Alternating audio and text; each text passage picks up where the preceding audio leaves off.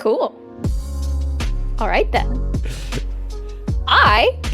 Good first words of Tina Town. Cool. I'm Tina, and this is Tina Town, or rather, this is the void of Tina Town, and I'd like to welcome you all to our wonderful, wonderful town of Tina, but not just me. There's other people here, okay? Lots of really cool, fun people that, we're pretty good friends. Other people I don't really know, like this person with me. I'm sorry, who are you? We've been working on this show for like weeks, Tina. It's me, it's Pat. Oh, it's Patrick. I see. You look different. You're wearing a hat right now. Well, I think it's mostly just that we usually see each other on Zoom calls. True. So true. I use some filters to deal with some problems I kind of have physically.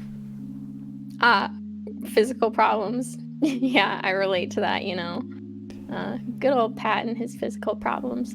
But anyway, yeah, Pat's a VTuber, you guys. This is Pat's fursona. Well, there's not really any fur, so I guess not a fursona. What would you describe yourself as? I'm a lot of plasma. I think I'm sort of a Slimer adjacent creature. Big fan of Slimer and his work, so I decided it would be cool if I also became slime. Yeah. So here I am. Yeah. Okay, that checks out. Or Lumpy Space Prince. Yes, Hope Trope. That makes a lot of sense too. But yeah, I guess we can go explore Tina Town now. Yeah. And do things that I would do around town, like go on a walk.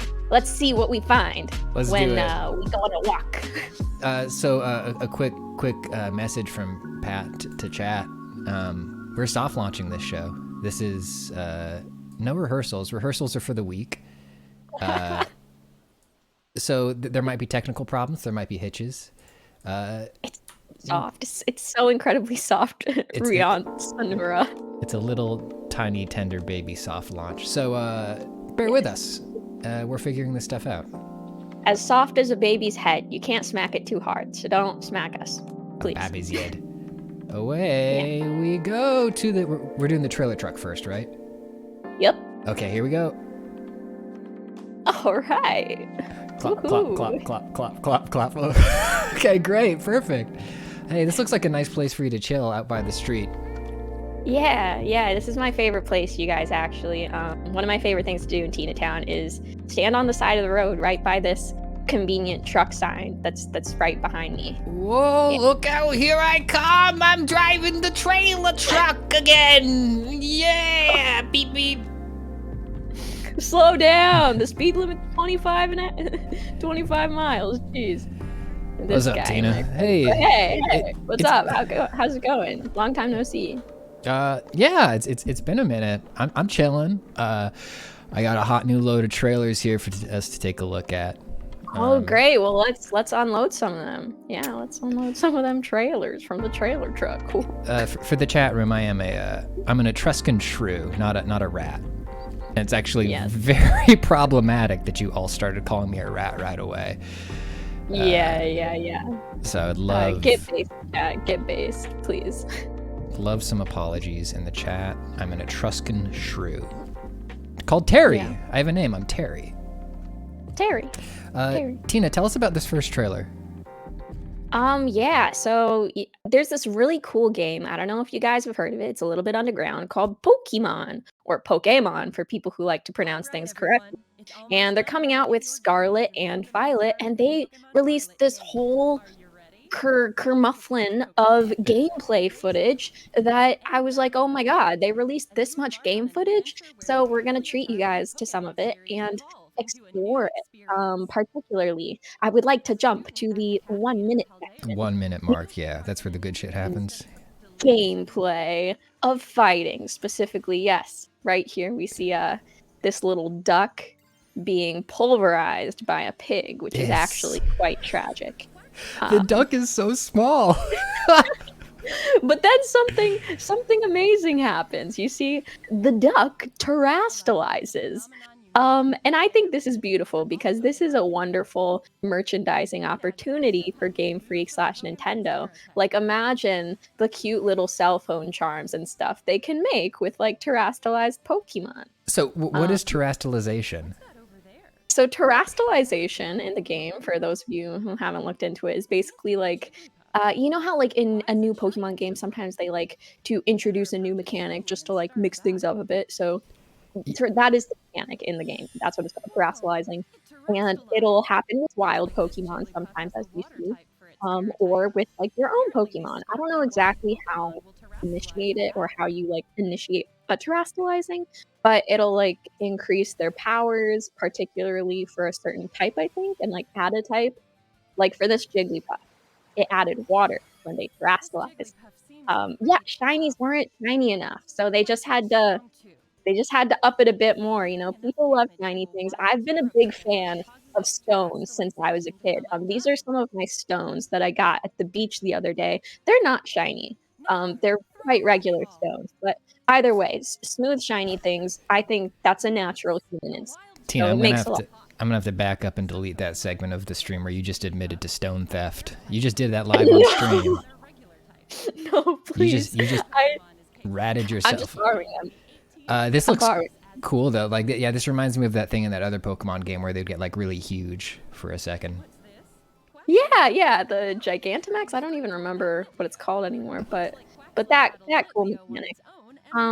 The 335, if we're not already at 335. We're that coming yet. up on it. I'm gonna jump ahead a little bit. Yeah, so then what they're about to show us is this cool she ratted herself out, which would be ironic if Pat was a rat, but he is not. That's right. I'm not. Thank you for acknowledging that. It is not ironic.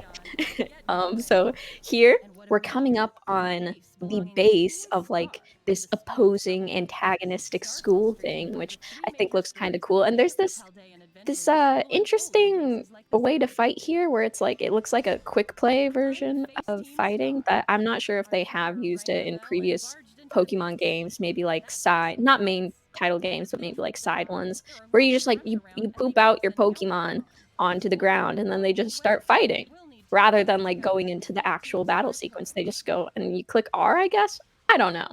But that's, I guess, how this area is going to work. That's cool. It's like a little. It's like a Pokemon auto battler. Yeah. And then this is really what I wanted to show you guys. The baddie. That's it. Yeah, Mela the baddie. I think Pokemon, they've gotten really smart with their marketing. A lot of people were like, oh, they knew what they were doing when they designed the professors. They drew them to. They have Oh, the and she's got a truck, Hachi Machi. and she got a truck. Your truck is better. Don't worry. Your And truck she is got a better. truck. This was too fast. This was too fast. Let's see, 5:30. 5:30. I don't remember what was at 5:30, but I guess we'll find out. Oh yeah, there's a big crab. Now, this is pretty similar to Arceus, it seems, in that there's big Pokemon, and I'm not entirely sure still what's different about it. Um, but yeah, so, like look at this big crab. I don't know, looks kind of cool. Yeah, so here's this giant enemy crab. That's the TLDR. You don't need to know anything else. If you do need to know anything else, then you'll find out when you get the game. I'll find out when I get the game. Polygon Nuzlocke, perhaps. I've proposed it. Maybe it'll happen. We'll see. And then last, and but not least, I don't know, maybe least. We'll see. 9:55. 9:55. Here we go.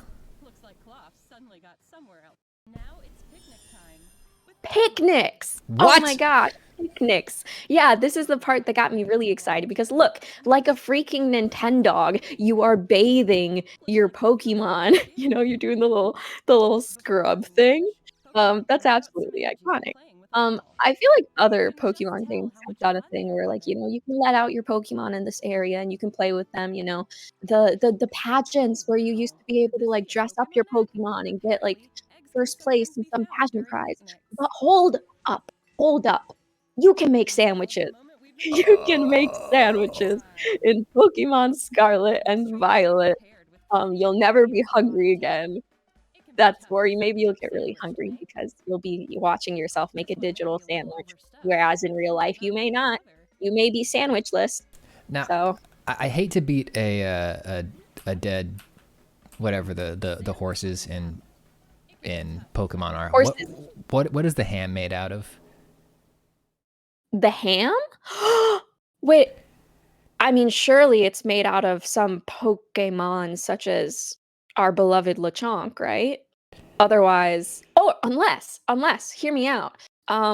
So there's already fake meat, right? Like Beyond Burgers Yeah, and yeah, yeah. Impossible Burgers, and maybe Pokemon exists in a further along timeline of the modern day universe where they have like a lab grown meat because that's already a thing. That's like legit a thing, guys, where you can grow meat in a lab.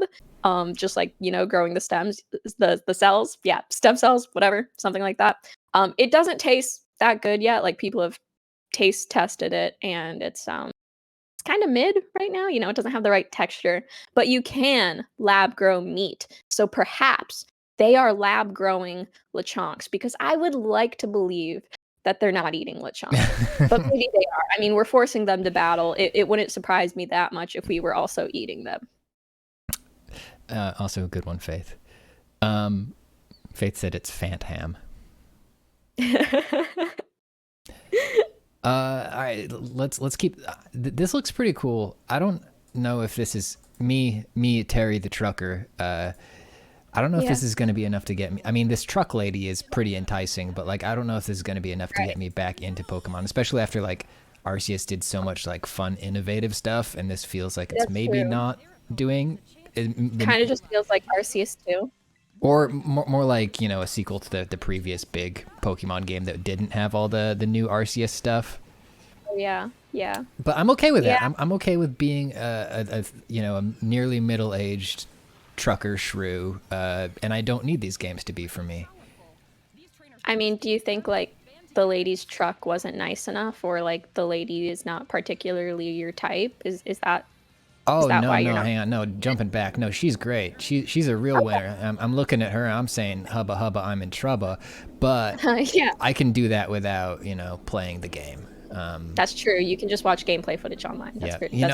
She is good, though. She is really good.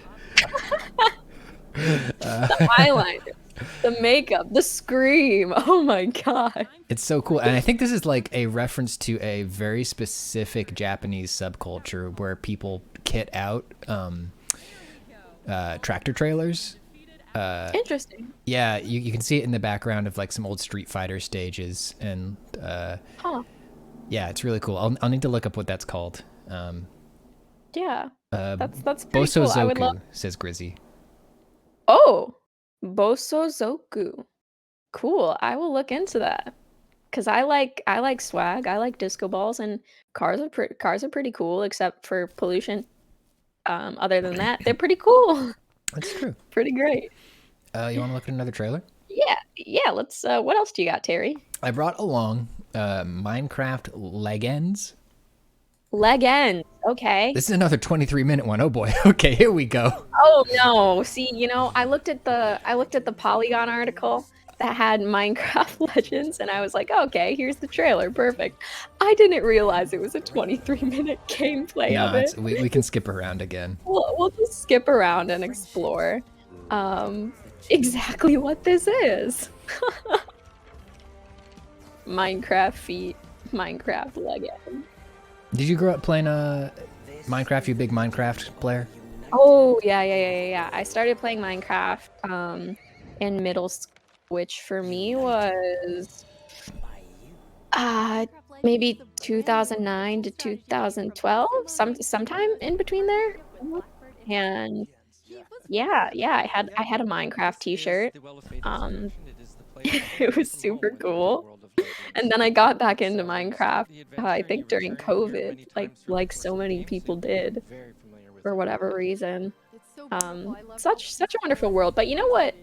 Yeah, that's the idea. This is really pretty. I was getting completely distracted, but wow, this is pretty. I'm probably gonna play this. Yeah, do you like... I think you're closer to the target audience than I am, a 35-year-old nearly middle-aged shrew.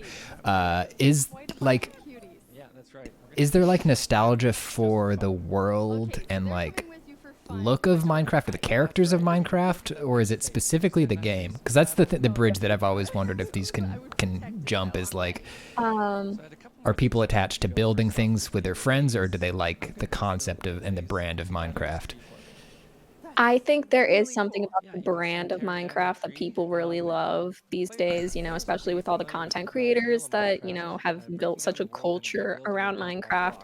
Because I think like the main draw initially to, the first heydays of Minecraft and then its resurgence is that like you can truly do so much of it, so much in it. And I touched on this in a Wizard 101 video essay on TikTok about how like it's a lot easier to blow up games that are very like customizable, like Minecraft, Roblox, GTA, things that have a lot of possibilities.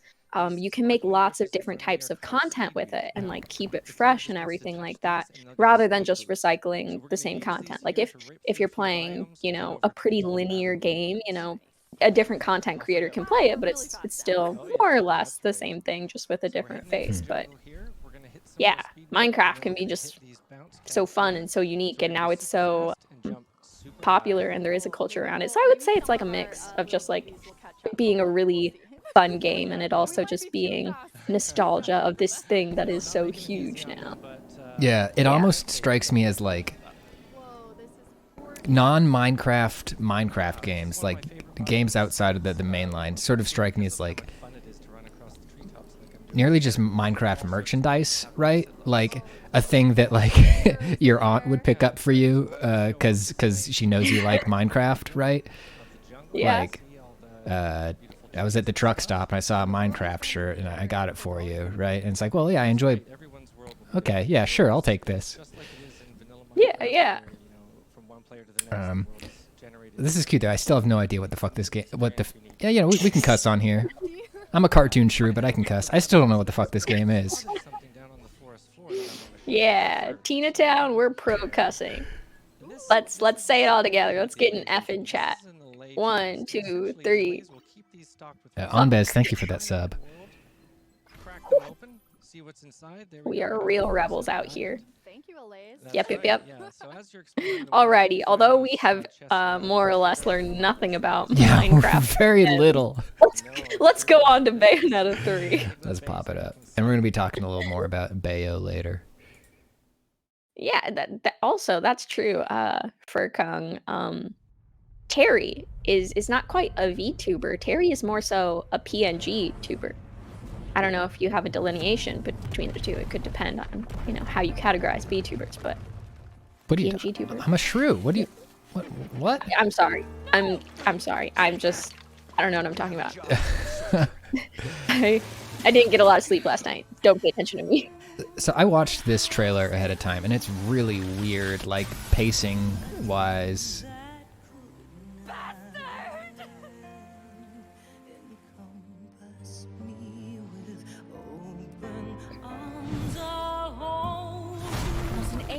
Or a demon, but not quite human either.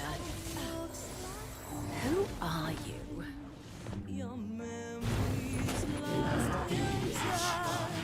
It's weird to hear the voice acting after the whole Bayonetta 3 voice acting thing news that came up, but we'll get into that later.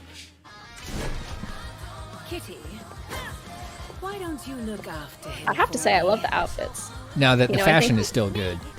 Yeah, I think we just finished Video Game Fashion Week, but some of these outfits, I would wear it. I would, like, if I ever got invited to some fancy event, like, what do we dress up at? The Met Gala? I would wear Bayonetta's outfit. That would be a flex. They should have the Met Gala for gamers. Truly. Is that just like, I don't know, TwitchCon, the Streamer Awards? Something like that. Does anybody fucking ball out for that? Does anybody show up looking really fresh for the Twitch stuff? I don't think for TwitchCon. I think, people for TwitchCon still dress pretty casual. Oh my god. Also, I have no idea who that is. Is that Bayo who just turned into that? I don't know, but she's He's cool. They're cool. And oh yeah, that's awesome. But I think the Streamer Awards, the thing that Cutie and Maya started, I believe, people dress up for that. Okay. Yeah. Yeah. Have you played a Bayo game before? I've played all the Bayo games, yeah. Oh, wow. Okay. Yeah, they're great. Sorry, let me jump that up to level of quality. Yeah, they're super fun. I replayed 1 and 2 a couple months ago in my truck while driving my truck, yeah. Safely, though. I have, this is a self-driving truck. Oh, that's great. So you can watch videos while you, yeah. That's right. I haven't told anybody because then they'd fire me because they'd be like, well, what are we paying you for if the truck is driving itself? And I'd... They don't need to know. Yeah, they don't need to know. This game looks wild, though. Yeah, they're really fun character action games where... oh, that outfit. The fits are so good. You hit a button and a lot of really cool stuff happens, and they can be really challenging, but they also pioneered this feature called Easy Automatic, which I think actually might have been in an old Devil May Cry game too, but it's pretty much, it just is a game where you just hold a button and it just does fucking wacky combos for you. So it's really easy, very accessible. Like if you're not a hard games person and you just want to look at all the fashion and wackiness, it's still very accessible for that. Oh, that's great. I love that because I definitely am one who tends to struggle with, or not, I don't know, just not really enjoy the process of like learning a boss's complicated pattern and then, you know, getting all the combos right. So that's good to hear. Yeah, it's definitely, I'd say difficulty wise, it's for everybody, and it scales up really well too. For everybody. Yeah, that's why difficulty modes are great, I guess, or you know, accessibility features that can like turn on or off or lessen some difficulty features of a game specifically. Yeah. Yeah, I like them. They're fun. I like all the ones that make it so you don't have to mash buttons anymore. Those are nice. Hey, I got one more video, and it's a little sus. Sus? What do you mean by sus? What? Wait, so this is official Among Us VR, I guess. Yep. Yeah.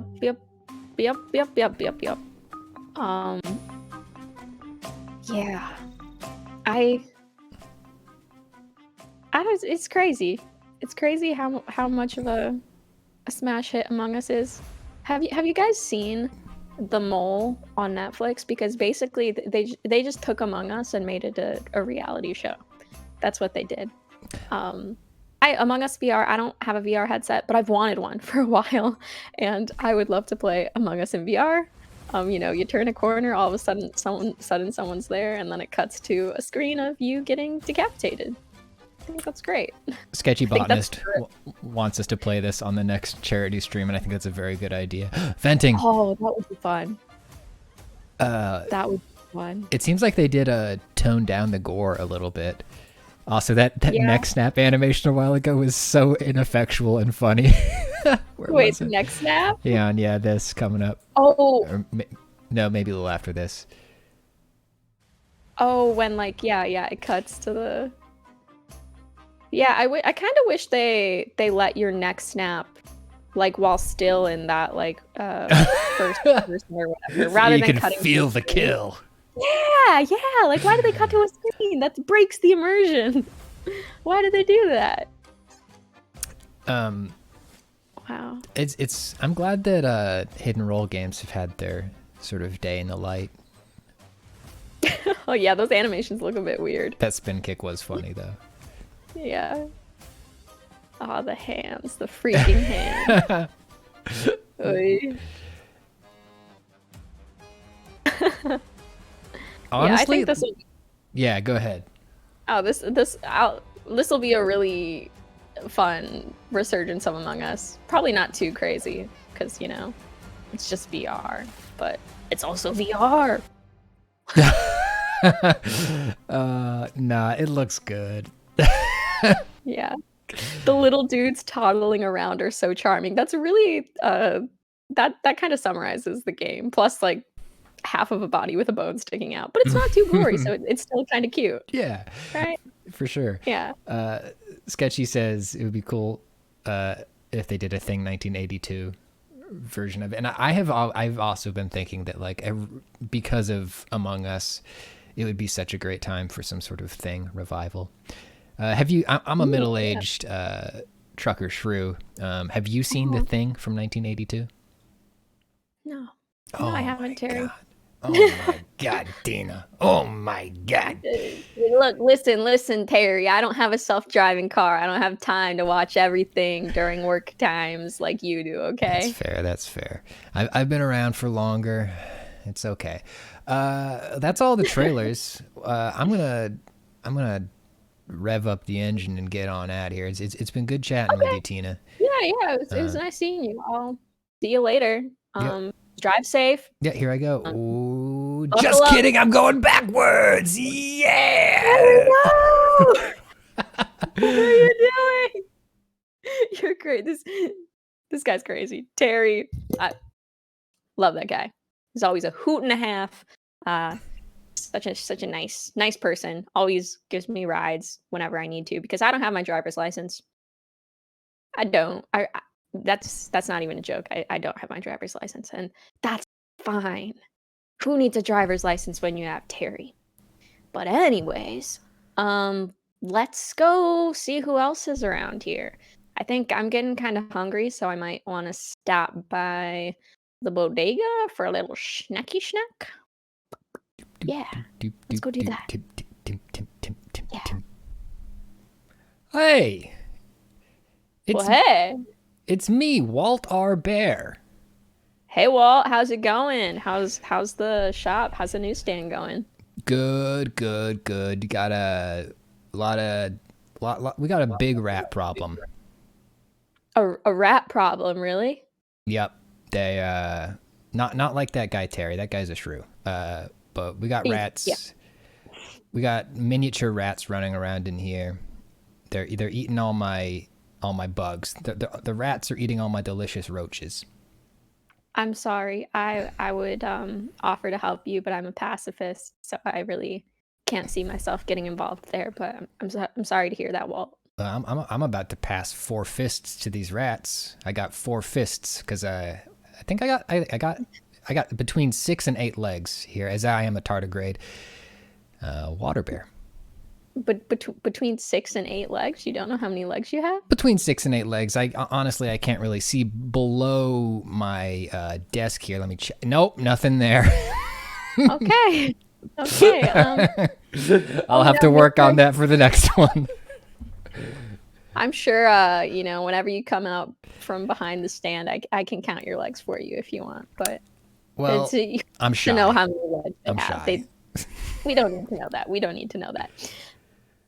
So yeah, I just wanted to come get a snack here, but while I'm here, you got any updates for me? Any? Oh yeah, I got a lot of hot scoops. I got all kinds of hot scoops. Actually, right there on the TV, right above you. Yeah. We got some exciting news from Polygon.com website. Oh, I love that site. Yeah, full of great writers, good reporters, hot scoops, fresh takes all day long. And this one is from our friend Cass Marshall. And it's about Magic the Gathering. Yes. Magic the Gathering. Oh my gosh. Okay, so Magic the Gathering, Junji Ito cards. So this whole thing from what I've heard about this scoop is that you can get these specific cards, the Junji Ito drop, for about $30 in Japanese or English. They were available starting yesterday and will be available for a month before they are gone forever. And this is all a part. Some of you might be thinking, Junji Ito and Magic the Gathering, what's going on here? It's part of MTG's sub-brand Secret Lair, which is basically the Funko Pop or Fortnite of card games, where they add new things every so often and they drop it temporarily, and it's supposed to attract new people. Like, they've had cards before that are Fortnite, actually. They have had Fortnite in Magic the Gathering as a drop. Stranger Things, Street Fighter, The Walking Dead. They have had a variety of fun cards. And I have mixed feelings about it personally. Personally speaking, while I have mixed feelings. The Junji Ito cards, I love them. Maybe it's because I love Junji Ito. But I don't like the Fortnite cards. I don't like the Fortnite cards at all. I think they're cheesy. I think even having it as a sub-brand of Magic, like, kind of, like, dilutes the Magic brand, and it feels cheap because it just, like, I feel like it doesn't fit well. Even though, like, I like Fortnite. You guys have seen me play Fortnite. Am I just being judgmental here? Well, I don't know. I guess what it would come down to, like, are these tournament legal? That is right where my brain goes. Is like, can somebody drop a fucking default dance on you in a Magic the Gathering tournament, or are these like self-contained little systems? Yeah, they are not tournament legal. It is completely just for collection. Yeah, for the aesthetic of it all. Yeah. I'm okay with it. Like, Magic the Gathering is already such a weird mix of every conceivable genre at once. It sort of seems like a natural fit. But that said, I think I would probably get pissed off if I saw Fortnite Jonesy on a Magic card. Oh, Fortnite. Yeah, because I don't know. Mixed feelings. I feel like some things fit while other things I'm just kind of like, Oh. I become a cranky boomer, and I'm like, why is this in my card? Even though it's not like I have to buy it. Not like it's tournament legal. Just like, the Walking Dead set, for instance, or the Stranger Things set. I feel like they could have been a lot more Is it creative. just like JPEGs of Norman Reedus on there? Yeah, basically, yeah. So they have Hell just yeah. like a card that just says Dustin, Gadget Genius. And then they only have like one really supernatural card where it's the Mind Flayer. But they could have had a cool card like a Demigorgon, or like come up with new Stranger Things creatures or whatever, or like help to expand the lore with Magic the Gathering. I don't know. Yeah. But yeah, the thing with The Walking Dead, they just have Glenn, the voice of calm. And while I love Glenn and The Walking Dead, it just feels like a lame Magic card. I love having a Magic card called Glenn. I'm actually in favor of this. Folks in the chat room are letting us know that most of these are alternate arts for existing tournament legal cards. So, like, they don't add new abilities. So that I did not know. So you could probably drop one of these on the table, as long as the card itself is not tournament banned. Glenn, the voice of calm, coming into a tournament near you. You just got Glenned. You just got Glenned. Faith says that Secret Lair is really opening up the art styles for cards, which I think is pretty cool. That is pretty cool. I think like there is definitely. I like seeing the expansion of Magic the Gathering, like the Cyberpunk. I forget exactly what it was called. Set of cards that Magic the Gathering dropped. I forget, earlier this year, earlier in 2022. Some people didn't like it. They didn't like the mix of sci-fi with high fantasy or whatever. But I thought, as a Cyberpunk fan, I thought it fit. I thought it looked really cool. So yeah, I could think it's, all personal taste, really. Like, I personally don't like Fortnite or seeing Glenn in Magic the Gathering, but other people do. So I just have to deal with that. Some cool rat drawings in this other drop here too. Yeah. Shall we wade into the story still developing Bay of Netta? And so we'll start this one with the disclaimer that this story is very much still developing, but we have some details on the page here. There's a kerfuffle. Kerfuffles happen, you guys. Kerfuffles happen. Yeah. Oh, Walt, what do you know about this kerfuffle? So Helena Taylor, who is the original voice actor of Bay of Netta, which is what I'm calling it now. Yes. Went out and she released a post saying that she was offered $4,000 for the role, which is an insultingly low rate for the value, that the main character brings to a game. And that she had been replaced by Commander Shepard herself, Jennifer Hale. Kamiya, the guy from Platinum Games, was briefly banned from Twitter for talking shit back at her. Jennifer Hale released a statement a very, very diplomatic statement, we'll call it, that just pretty much says, I can't say anything about this right now. And that is more or less the extent of the reporting, the solid reporting on it right now. Here's some interesting stuff, though, about day rates, right? Because there is, when it happened, a lot of people, start doing mental math, napkin math, trying to figure out how these numbers work. So here's some actual information. This is by Nicole Carpenter, by the way. Nicole Carpenter reported this for our site. And she says, Platinum Games' $4,000 offer is not exceptionally low for a lot of voice actors. Video game voice actors have spoken out on Twitter over the weekend about notoriously low pay, something the Screen Actors Guild of America Federation of Television and Radio, SAG-AFTRA, has previously addressed. SAG-AFTRA is a labor union for actors Taylor is a member of that regulates minimum rates for eligible performers and works. Video game voice actors must be paid $956.75 per 4-hour days, with 3 voices maximum, under current SAG-AFTRA terms.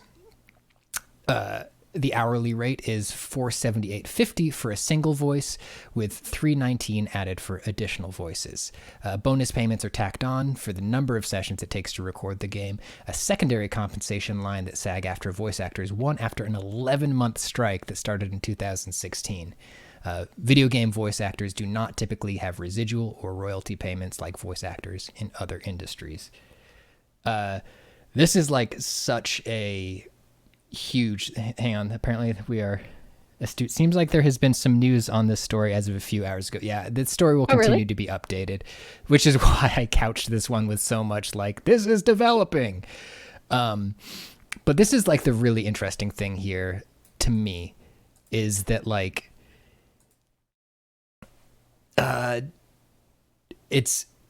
think it was shocking for a lot of us on Twitter and the computer to see $4,000 for an entire game, and then to be wait, no, that's just what they pay them. That's normal, and maybe that's not good. Yeah, because it's legal what they offered her. It fits SAG-AFTRA, if it fits the union. It's just my 2 cents on it is that SAG-AFTRA provides the minimum basically. And it seems like they're offering her basically the minimum, even though it is, it's a really big game. And maybe that pay was fine with, the first Bayonetta, because, it's not an established game at that point or anything like that. But now it's been proven to rake in money.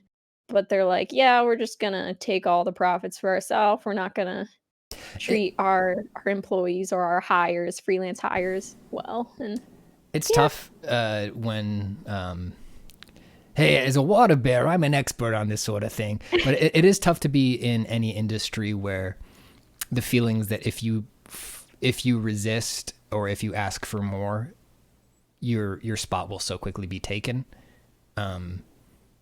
And I know a lot of freelancers who end up in a position where they're doing work for less than they should, because they simply know that they don't hold the power. They don't hold the cards in that situation. So kind of bummer news, and we'll see how this one develops. Maybe it'll turn out everything is okay. Oh yeah. Before we move on to the next article, I just I'm not going to be able to concentrate until I say this. Out of Time Traveler said, "What I'd love to see for IP MTG cards: the cereal monsters, Count Chocula, Boo Berry, Frankenberry, Yummy Mummy, and Fruit Brute." I love that. And I think, Fruit Brute as a Magic card, it can be Fruit Brute, the Destroyer, and it has this really epic art. I love Fruit Brute. That's one of the good weird cereals. Hey, more Pokemon. We got a freaking frog over here. This one is really quick. I just I wanted to see this story because it's cute. It's a cute frog, and I just wanted to look at the frog. And there's a little bit of a discussion to be had here, I think, on this frog and Pokemon and art styles and stuff, Belly Bolt is really cute and is a frog, right? And if you've been on the internet, you might know that frogs are really popular on places like Tumblr or like even places on Twitter and Instagram. People love drawing cute frogs, right? Have you seen cute frogs on the internet, Walt? Oh yeah. I got a whole folder of them on my Gateway 2000. Yeah. So it's just this phenomenon of like the cutification, the frogification, the circularification of things, where things are just becoming more circular and cute, and the closer a thing is to just like a blob or a circle, the cuter it is. And so if we go to the Belly Bolt Google search images, you'll see that Belly Bolt is kind of it's very round. It's just a big blob. It's just a big round frog. I think they just saw all the cute little images, and they were like, yeah, this is how we're gonna redesign the frog. Because some people say that Belly Bolt was based off of a former design of a Pokemon that scrapped. And the former design was not nearly as cute, but then they were just like, let's just make our friend nice and round, and then everyone will love him. I am loving what I'm seeing here. I'd love it too. Like, imagine a plushie, like a big squishmallow, just looks like Belly Bolt. Oh my gosh. I feel like there has been a sort of re-blobification of Pokemon, right? Yes. And you can see it just looking at the Pikachu designs from like launch until like the middle of his life. Actually, is Pikachu still a skinny legend? The middle of his life? That makes it sound like he's heading towards death. I mean, listen, none of us live forever. Not even tardigrades. But like they lengthened and thinned Pikachu for a while, and I really hope that they make him round again. Yeah. Heck yeah.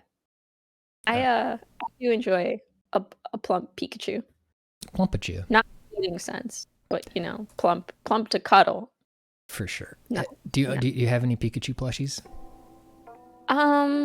No, actually. I had a really big plump Pikachu plushie growing up. I lost it in the move from Texas to Chicago. My roommate has a Pikachu plushie though.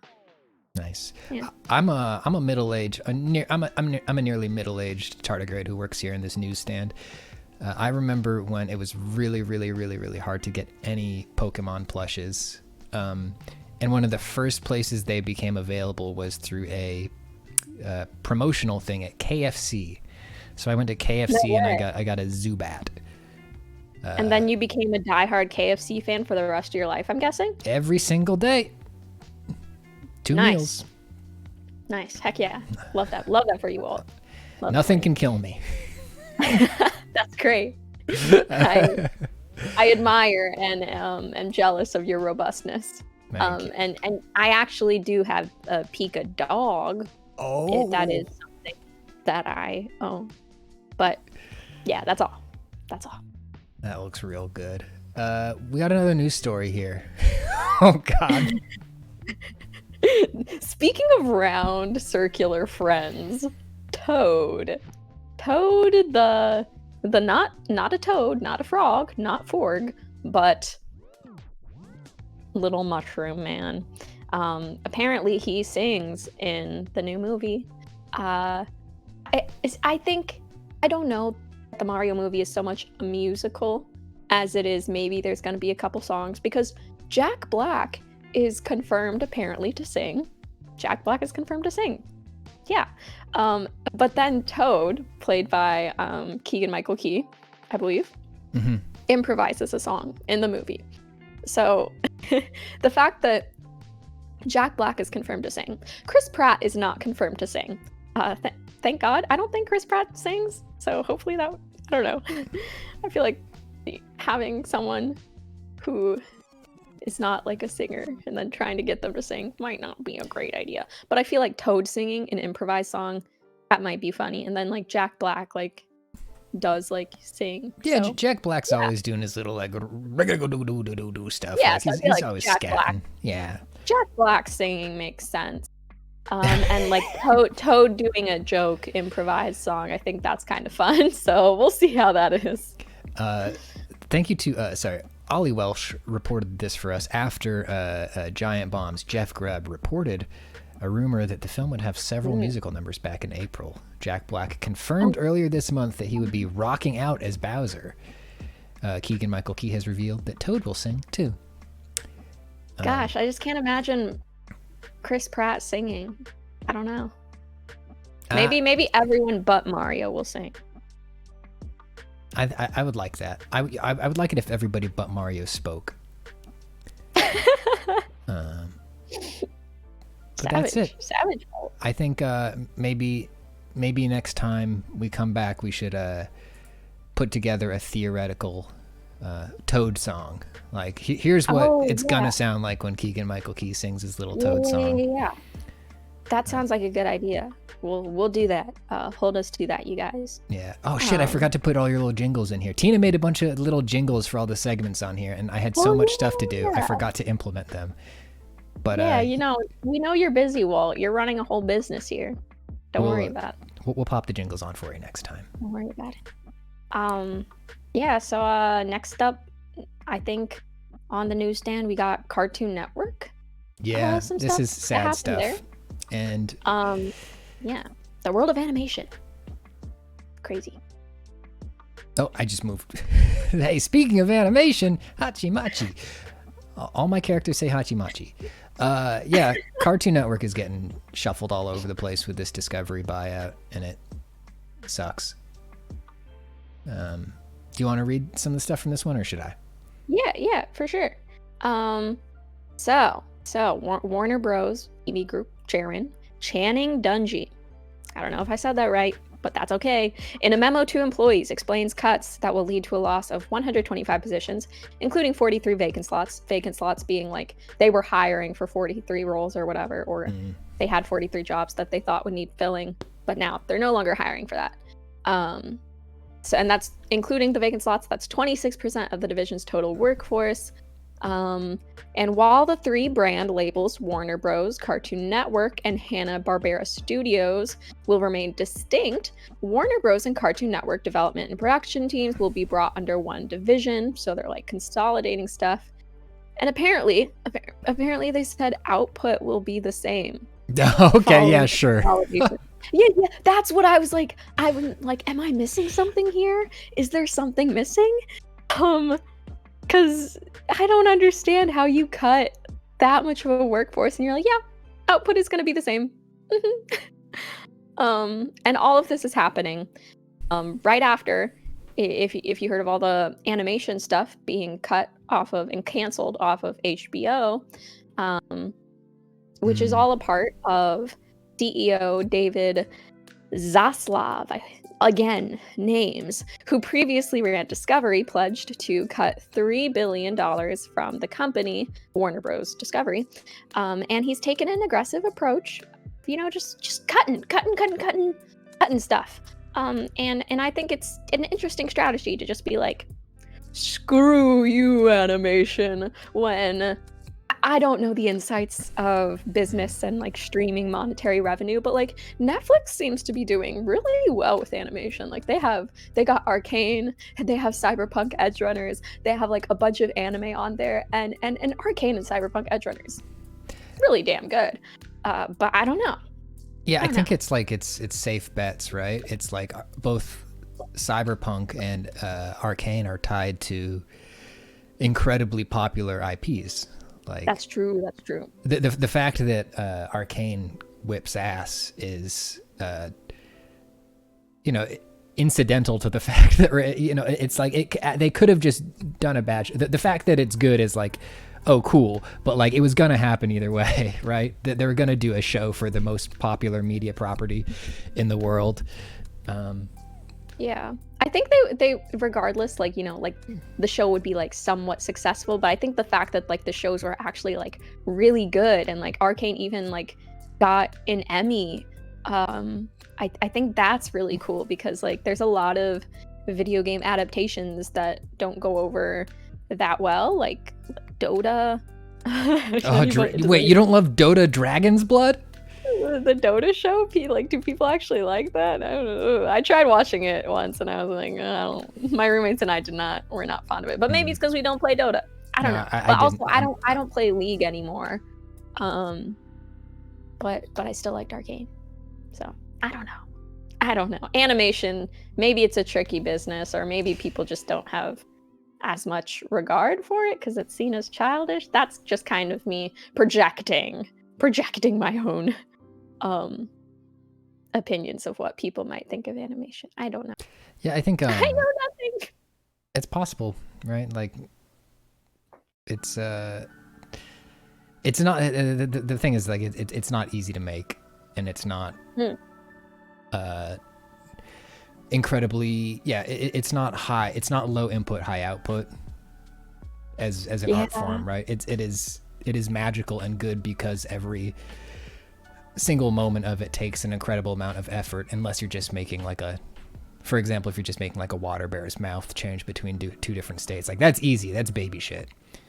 But like having somebody walk across the room in animation, something that you just completely take for granted in another medium, is a huge undertaking. And these fucking joyless bastards are trying to take it away from us. Joyless bastards. Clayton, our very own Clayton, just came in and said that Polygon's very own Austin explained how Arcane was super expensive and wouldn't have happened if Riot didn't put up all the money to make it, and Netflix just swooped in at the end. Publishing. That's interesting. Sense. That's interesting. I'm just tangential thing. I'm excited for the Valorant show whenever it happens. It's not like it's been confirmed or anything, and it's still a relatively new game. But like, I'm pretty sure they're gonna do it. I'm pretty sure they are. And when they do, like 3 or 5 years from now, whenever they start doing it, I'm excited. I'm excited. I'm gonna be on it. They're casting nearly middle-aged tardigrades, and I said, hey, that sounds like me. So keep an eye out for me in the Valorant show. Yeah, bummer. I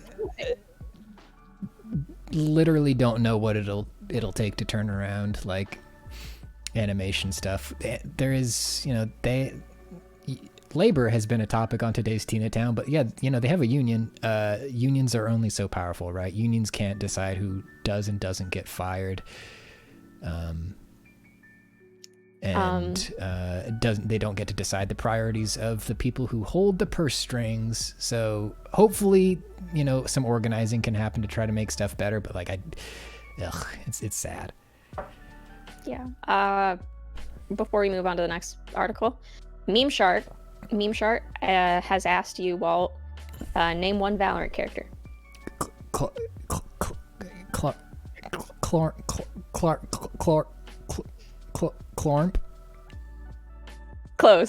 Close. Very, very close. Clarp is very close to. Let's see. Is there any agent that starts with a K like that, or a C? Clorp. I can't think of an agent's name that's even close to that. I was trying to be like, oh yeah, but who's your favorite? I don't even know.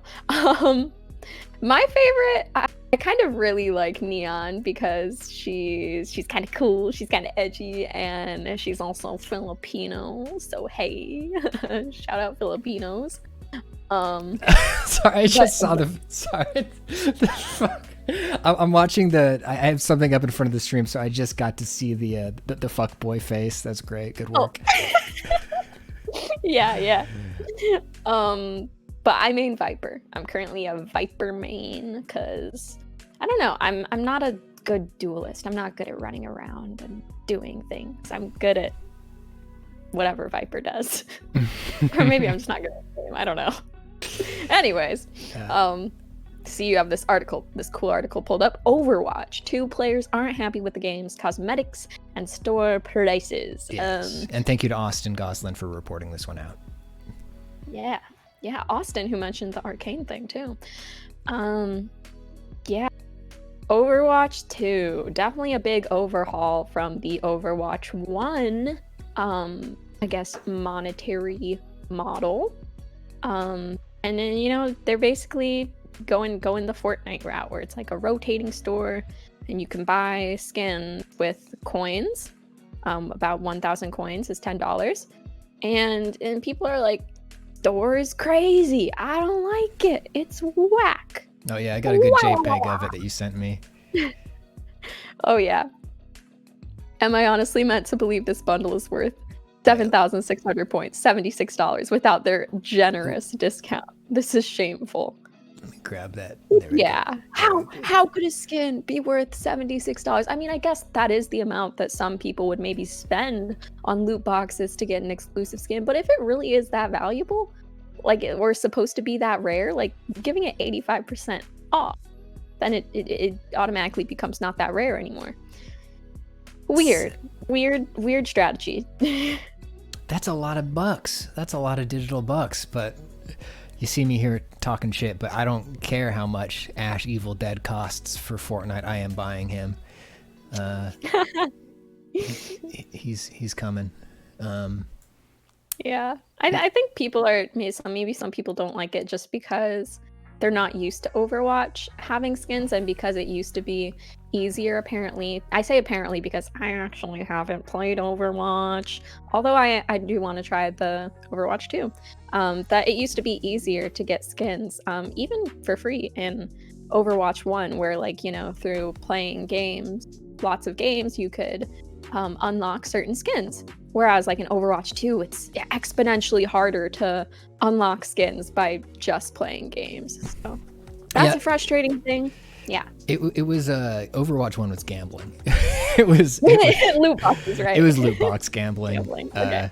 And also that's a good note from Sam Flame in a chat says, is that Bastion who you can't play right now? Yeah, Bastion has been temporarily removed from the game. Imagine you bought, like, even before the discount, you buy a $76 skin for Bastion and then they're like, sorry. Get the fuck out of here. Oh, that's also sad. Izudex says, no meme, I actually couldn't play if I wanted to because I have a prepaid smartphone. And that's the other thing. They use phone authorization for the Overwatch account, and you can't have it prepaid. Yeah. Two other things that are interesting points on this is that, what did someone say? Overwatch is not a game built around showing players how cool the skin they own actually is. While other cosmetic-focused games like League, Dota 2, or Fortnite are third-person, Overwatch 2's first-person gameplay is fundamentally in opposition with the whole idea of showing off your flashy skin. Other players can enjoy it, and it might even make them want to buy it, but what does the player who already spent that money get out of that? Just the knowledge that other people are like, wow, that's a cool skin, and looking at you like that?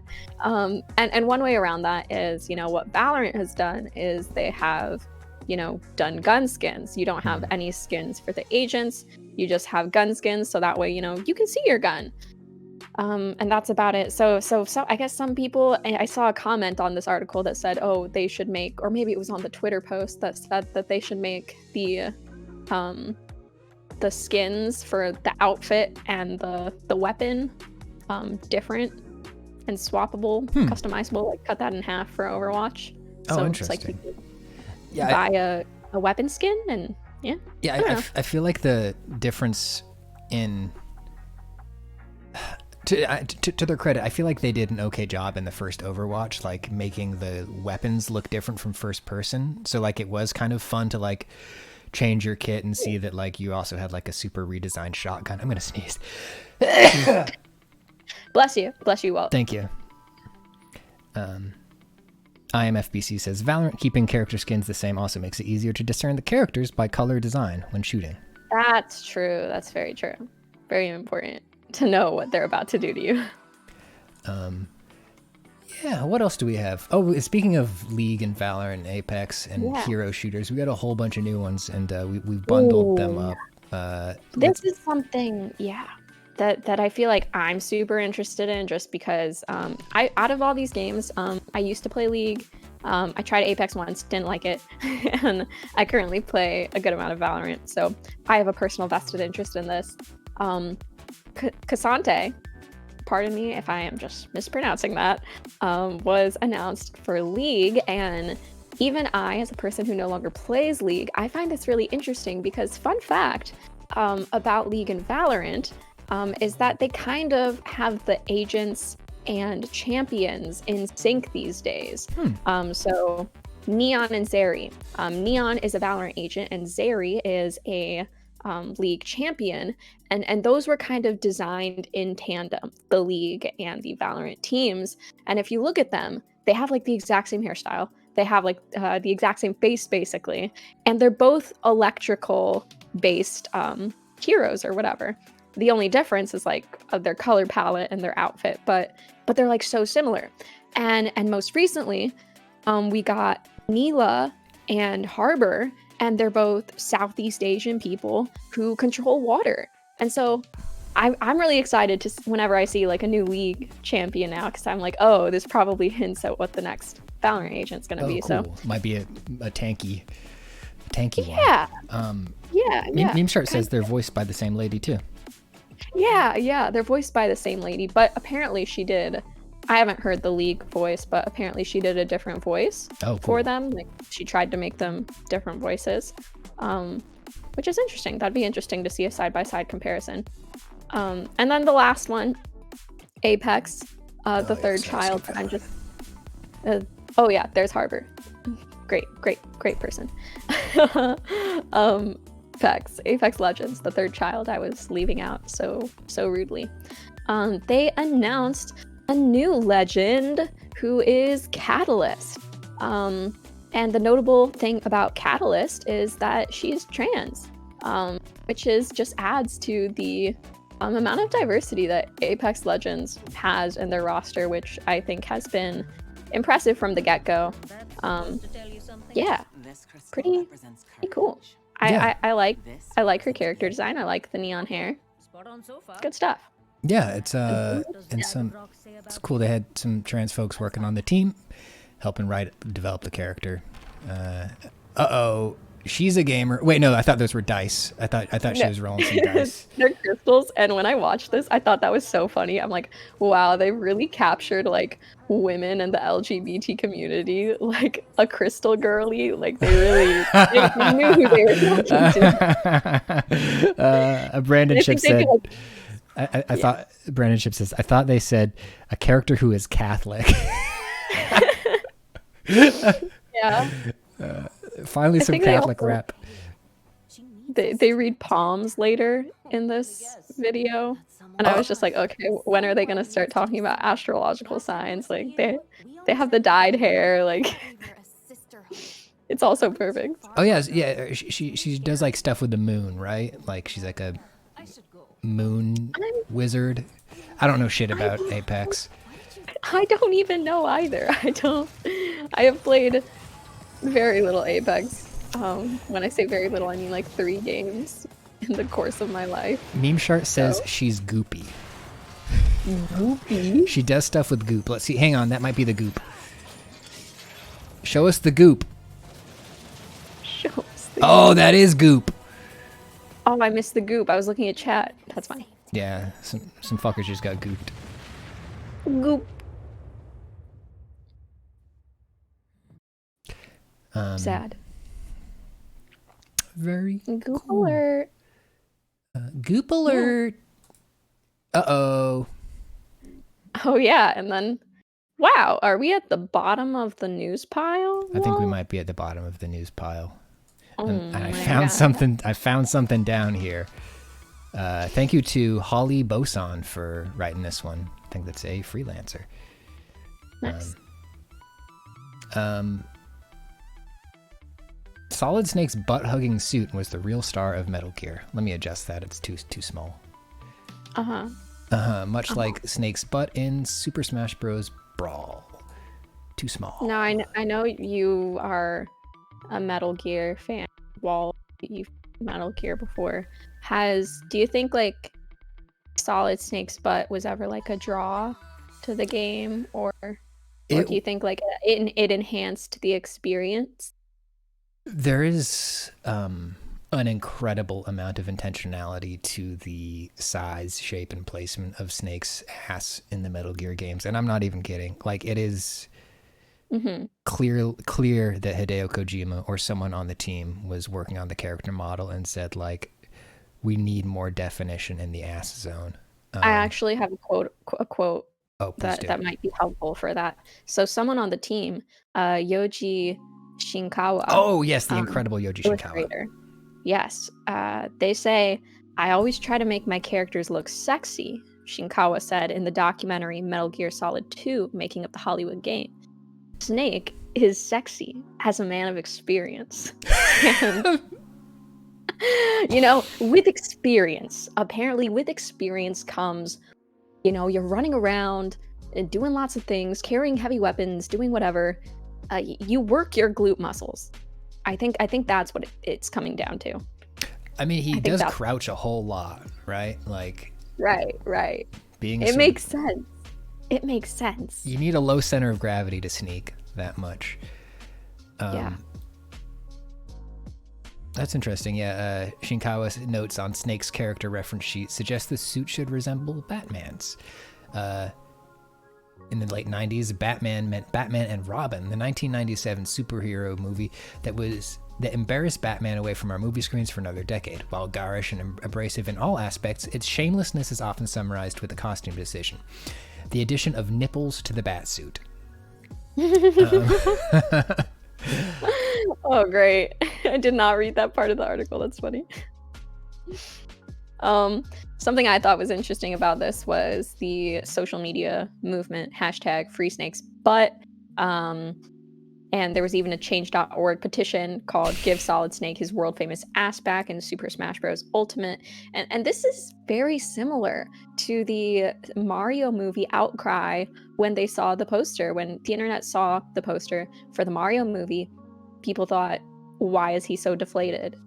So clearly people do care about asses. They care about them cakes. Yeah. It's, oh my god, sorry, this clip from Double Impact.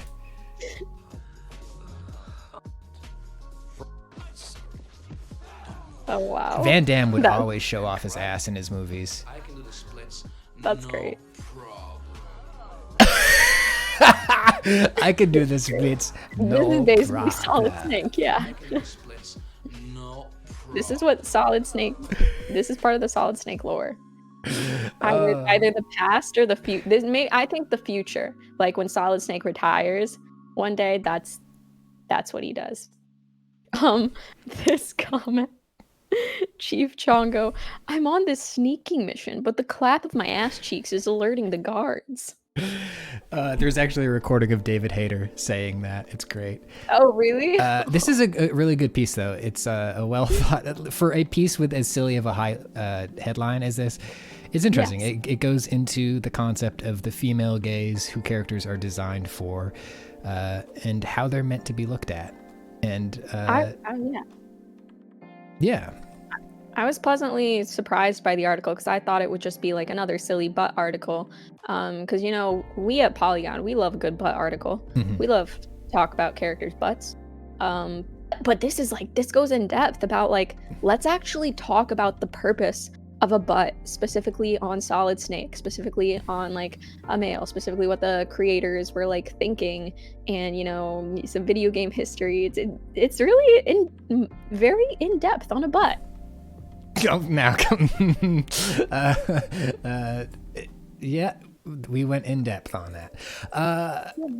Hey, I think that's all of our news. Anyways, yeah, that's our news. But one other person I would love you guys to meet before we head out. Yeah. Yeah. Also, but well, it was good seeing you. Yeah, it was great I'll to see definitely you. be back. I'll be back next Tuesday. Probably. That's usually when I get hungry. Yeah. Tuesday at 3 p.m. Eastern Standard Time. Yeah, grab a rat on your way out. Sure, thanks. On the house? Oh, absolutely. All over the house. Can't get rid of them. You're too kind. You're too kind. Okay. See you later, Walt. Peace out. Dang, I grabbed the wrong person. Yeah, you're leaving. 1 second. Your feet are chained to the ground. There we go. Clop. No, thanks for letting me go, Walt. Thank you for letting me go. Clop, clop, clop, clop, clop, clop, clop. All right. I don't even know where I'm walking. Clap, clap, clap, clap, clap, clap, clap, clap, clap, clap, clap, clap, clap. Who stands before my pile of laundry? It's me, Tina. Hey, how's it going?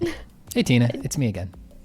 I mean, it's hey. a different person. I'm what's this guy called? Squishington Palo. That's right. Yeah. Yes. I believe. I'm sorry, guys. I'm really sorry. We've me and Squishington have only met I think once before, so I was a bit unsure for a second. But I got that right. Right? Your name is Squishington Palo. That's right. Yes. The spelling of it that Rion Sonora put in the chat is exactly correct. Okay. Great. Perfect. Just want to make sure I had that all good and correct. But yeah, thanks for inviting me to your little laundry heap here. Great stinky pile of clothes you got there. Yeah, no problem. I'm very proud of my stinky pile of clothes. I can see that. What did you want to talk about today? Oh, well, I don't know. I was hoping you would tell me. What do you want to talk about today? Today's topic of discussion is dogs. Dogs. Okay. Dogs. Yeah, let's talk about dogs. I love dogs. Who doesn't love dogs? I love dogs. Haha. Anyways, are there dogs? You're not convincing me.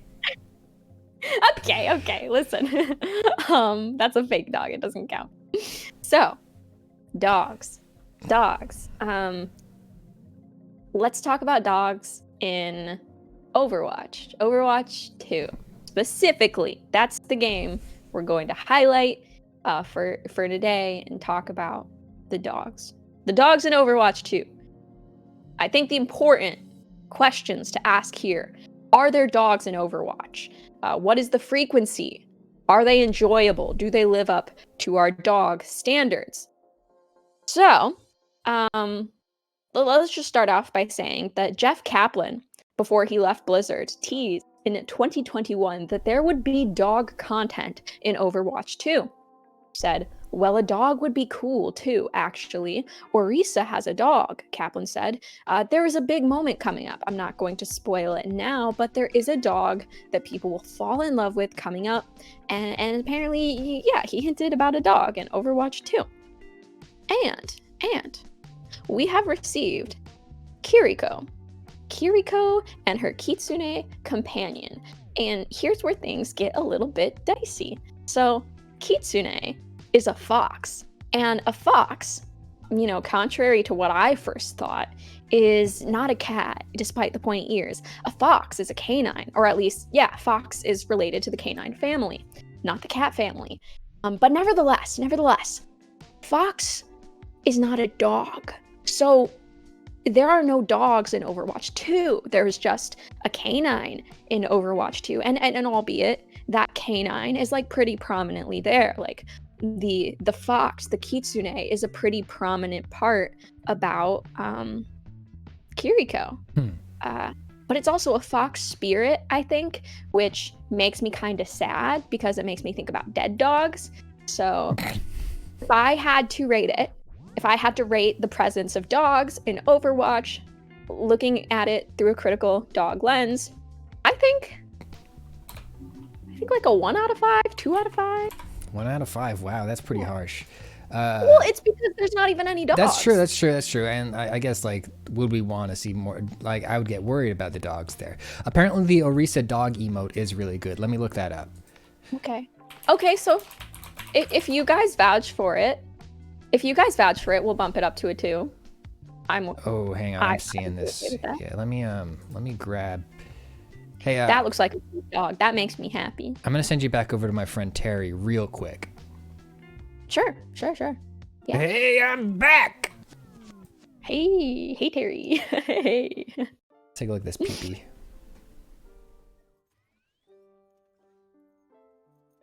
Oh, that's cute. Oh my god. Oh, she does like it though. She licks the face. Oh my god.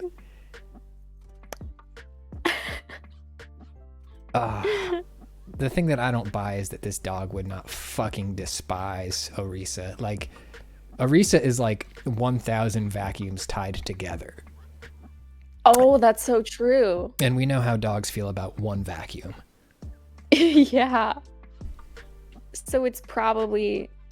See, the thing is, either it's not really realistic, that makes it all the more sweet and gut-wrenching, because like here is Orisa, a person who never thought they would be able to have the love of a dog due to their loud vacuum sounds, and they've finally gotten the present of a dog who will accept them and still love them despite their loud sounds. And I think that's like cry-worthy. That is actually very sweet when you put it that way.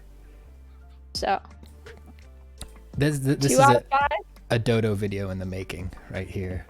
Yeah, let me go back to... see you later, Tina. I'm out of here. See you later. Peace out.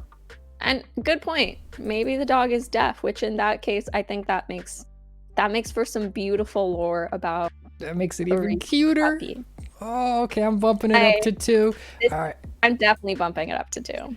You know, this emote, it's not that prevalent throughout the game, or I don't even know if it's still available to get. But I'll bump it up to a 2. Okay, well, let's check our work here, make sure that we're not missing anything else big. So we have the kitsune, makes you a little sad because it's sort of a ghost dog, and it's sort of dog adjacent as a fox. We have the dog emote. Are we missing any other dogs? Hanzo's wolf ult, says Meme Shart. Okay, but a wolf is a canine. They have not actually become a dog. That's true. It hasn't been domesticated, and it is also ghostly, right? It's sort of a plasma wolf. But we want. Maybe we're biased on our dog theory, but like personally, the way I structure dog theory, ethically speaking, in my head is that I want the dog to be alive. I want the dog to be happy, and I need the dog to be in good health. So that's my personal standards. Unless the dog is like like a dog in like one of those special dog wheelchairs, like that's great. Yeah, love those guys. Yeah, love those guys. Well, there it is. It factor, the Overwatch 2 dog it factor, 2 out of 5. Now get off of my laundry pile. Sorry, that's fine. It's kind of stinky here anyway. I gotta go catch my breath. Anyways, I'm sorry. That was a joke. Don't hate me. Anyways. Hey, we're back in space. It's good seeing you. I guess let's just head back to the void. Bye. We're here. We made it. We're back at the void. Cool. Well, that was fun. Thanks for coming around. Were you following me at all? Did you come with me during that? No, I just been sitting out here thinking about like what construction you're gonna do and stuff. Yeah, thinking about, we got to keep tightening things up around here. I feel like this went okay. I feel like there's a couple missing pieces here and there, but I feel like we could do this maybe every week, maybe every other week. Yeah, that sounds pretty good. I thought it was pretty fun introducing you guys to some of my friends and some of the stuff we like to do. We clearly like to talk, as you can see. We love to talk. Terry's a little bit crazy. Definitely has gotten a few speeding tickets here and there. Walt is, Walt's a good guy. Walt provides, very generous. Gave me a free rat on the way out. And Squishington. Squishington is kind of like the black sheep of the town sometimes, I think, but we love Squishington nevertheless. It's always, they always have something fun or funny to say, I think. So. Yeah, one thing I noticed about all these guys, they all got the same voice. Yeah, I don't know. There must be like something in the air or the walls of Tina Town where just like the way that our sound waves bounce off the wall. Yeah. It's just like, it consolidates to the same like sound and pitch and timbre, except for my voice for some reason. Yeah. I don't know. I think that's a good justification. I think it's good. We're gonna go with that. scientific justification. We do not need to tame the shrew. Terry is just fine how he is. Normal Robot says asbestos can do that. Okay, yeah, that's the problem. I'm sorry, it's all the asbestos. I'm gonna try to get that out of here before we do another one of these. I was just, I love stockpiling the stuff. Like we said, things were rushed. Some asbestos was left out. It will be sweeped before next time. Mm-hmm. Yeah. All right, well, you want to say goodbye? No, I don't want to say goodbye. I've made so many new friends. Just kidding. Anyways. Bye. Yeah, we'll see you again soon. We might take a week or two off to tune some things up, but we'll be back with more of this. Chat, let us know if you had fun with Tina Town. We want to do more of this. Just a chill stream. Cool. Bye. Bye.